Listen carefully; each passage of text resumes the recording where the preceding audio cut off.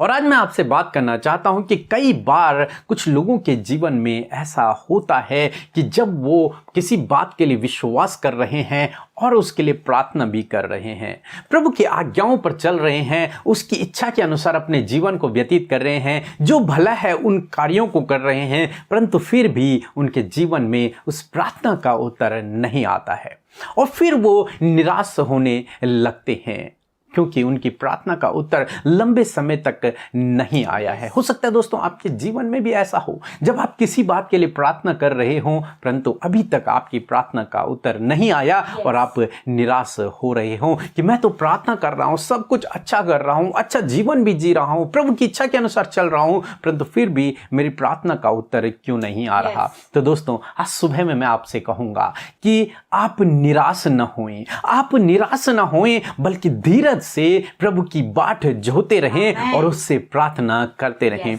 प्रभु के पास आपके लिए उत्तम योजनाएं हैं, वो उन योजनाओं को आपके जीवन में पूरा करेगा। आप जानते हैं जो प्रभु से प्रेम रखते हैं, प्रभु उनके लिए हर एक बात में भलाई को उत्पन्न करता है। तो आप जब प्रभु की इच्छा के अनुसार जीवन व्यतीत कर रहे हैं, तो आप प्रभु से प्रेम रखते हैं, तो प्रभु आपके लिए हर बात में भलाई को उत्पन्न करेगा। बाइबल कहती है कि वो अपने लोगों से किसी भी उत्तम वस्तु को छिपाता नहीं है। बाइबल कहती है वो अपने मांगने वालों को उत्तर देता है। वो अपने लोगों से प्रेम करता है, जो कोई उससे मांगता है वो उसे उसका प्रतिफल देता है, उसे उसका प्रार्थना का उत्तर देता है। तो निश्चय प्रभु आपकी भी प्रार्थना का उत्तर देगा, तो आप निराश न होएं। ऐसे ही एक बात हम बाइबल में लूका रचित सुसमाचार उसके पहले अध्याय में पढ़ते हैं, जहां पर जकरिया और एलिशिबा के बारे में जिक्र है, जिनके लिए लिखा है कि वो प्रभु की विधियों पर, उसकी आज्ञाओं पर चलते थे। प्रभु की नजरों में वो दोनों धर्मी थे, परंतु उनकी कोई भी संतान न थी। एलिशिबा बांझ थी और वे दोनों बूढ़े हो गए थे।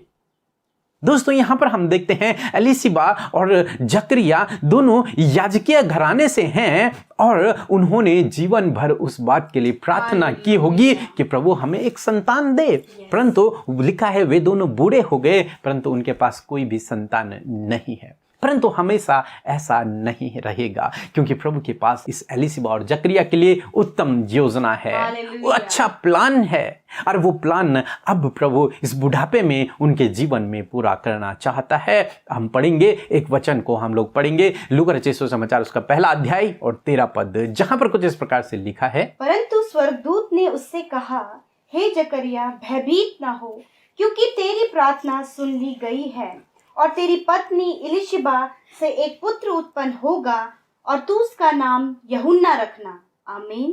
दोस्तों यहाँ पर परमेश्वर का वचन कहता है, जब जकरिया की धूप जलाने की बारी आई और वो परमेश्वर के भवन में था, तो स्वर्गदूत ने उसे दर्शन दिया और स्वर्गदूत ने कहा, हे जकरिया भयभीत न हो, तो डर मत, क्योंकि तेरी प्रार्थनाएं सुन ली गई हैं। जो कुछ प्रार्थनाएं तूने आज तक की हैं वो प्रार्थनाएं सुन ली गई हैं। तेरी पत्नी एलिशिबा से तुझे एक पुत्र उत्पन्न होगा, तो उसका नाम यूहन्ना रखना। दोस्तों आज मैं आपसे भी कहना चाहूंगा, हो सकता है लंबा समय हो गया कि आपकी प्रार्थना नहीं सुनी गई, परंतु आज मैं आपसे कहूंगा परमेश्वर ने आपकी प्रार्थनाओं को सुन लिया है। प्रभु ने आपकी प्रार्थनाओं को सुन लिया है, परंतु वो अपने समय पर उत्तर देता है, वो सही समय पर उत्तर देता है, क्योंकि उसके पास आपके लिए उत्तम योजना है। इसलिए आपको क्या चाहिए, जकरिया और एलिशिबा की तरह धीरज से उसके पीछे चलते रहे।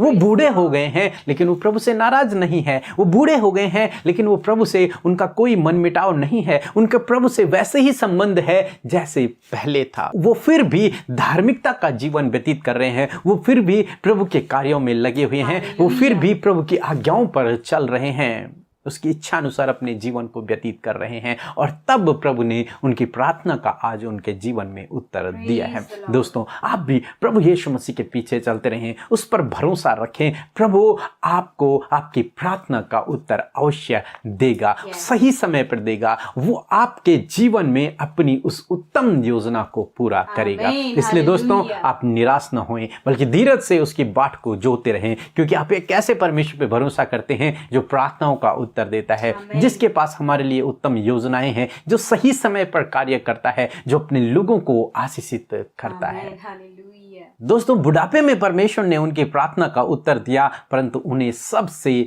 ज्यादा उत्तम दिया। हालेलुया। ऐसा लड़का दिया जिसके लिए प्रभु यीशु मसीह ने कहा कि वो स्त्रियों से जन्मे हुओं में से सबसे श्रेष्ठ है। हालेलुया, आमीन। ऐसा दिया दोस्तों। इसलिए आप धीरज से प्रभु की बाट जोते रहें, वो सही समय पर आपके जीवन में बहुतायत से कार्य करेंगे। सो प्रभु आपको आशीष दे। आमीन।